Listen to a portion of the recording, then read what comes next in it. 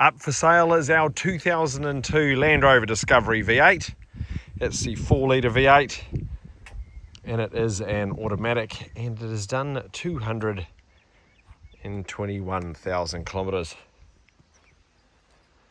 I've made this video, so if you can't come and view it in person, you're going to have a fair idea of the condition, etc. that it's in. This is an ex-company vehicle of ours. Any works that we've had done on it has been done at JLR workshop in Wairau. Over the last probably 6 months, we've spent well in excess of $5,000 on it. From memory, it's just had all of its brakes done, brake booster, a couple of coolant leaks done, a new radiator. Just trying to think back, and it has had its oil and filter done. Not only that, in the very recent past, it's had a set of 4 Bridgestone jeweler ATs popped on it. Now it is a 2002 Land Rover done 220k, so it is strictly being sold in as where is condition, but you could quite happily jump in it tomorrow and drive it the length of the country. We've used it as a spare tow vehicle for our company. So, start on the outside to go over its legalities. It's got registration until March next year and warrant of fitness until February next year. Its next service is not due until 231,000 Ks, and its exact mileage right now is 222,000 Ks.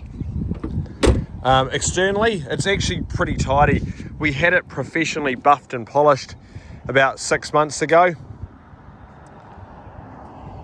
So the paint is actually nice and shiny. Of course, our plastics and stuff do have fading because it's over 20 odd years old. Some paint chips and stuff in the bonnet. This here is just sap from a horrible tree we have down at our yard. That will actually just come out. It's got all the light guards and everything like that, the extra body mouldings and the running boards. Down here the sides are pretty straight. There are tints on the windows as well. There is a dent there in that rear quarter panel. Round to the rear. Spare tyres, got plenty of tread on it, although it has been sitting in the sun. So rear tinted windows. We've got a crack in the plastic here. Now you can see it does have all the extra 13 pin and 7-pin toe plugs for caravans and things like that. It's got a removable tongue tow ball, and you can drop the height up and down. This does not have air suspension. It has springs in all round. It's got roof racks. As you can see there, condition wise, the sides are pretty tidy. It's a very presentable Land Rover externally. So now we'll go on in. The interior is what you expect of a Land Rover that has done 220,000 Ks. Seats are still nice and comfy. Driver's seat does have wear on that bolster there. Centre armrest lid does have wear. You can see our headlining does sag, although it has been glued up at the front there so it doesn't get in the way while you're driving. It does have a relatively new Bluetooth radio on it, which works well. The heater works, the fan works, but the air conditioning doesn't work. Goes through the gears fine, 4-wheel drive and all that works perfectly. All electric windows work except for the driver's window, which stopped working about a week ago for no rhyme nor reason. So rear seats nice and comfy. Headlining nice and saggy. We go around to the rear door. It is a 7-seater. Those seats all fold out and work as they should. It's just wear in keeping with a ex-work vehicle. Okay, so mechanically, this vehicle starts and runs beautifully.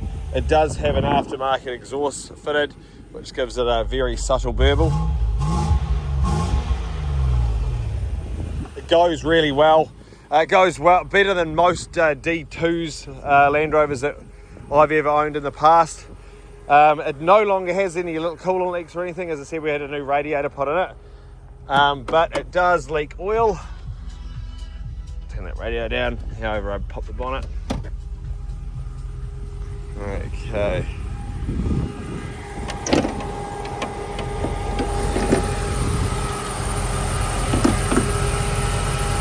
There is an oil leak. It's hard to see because it is actually quite clean under here.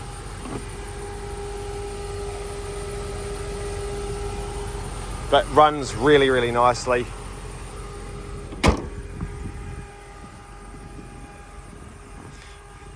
It'll make a good cheap tow vehicle for someone, mainly because I just spent all the money on it. Yeah, and we're only selling it because we no longer need it.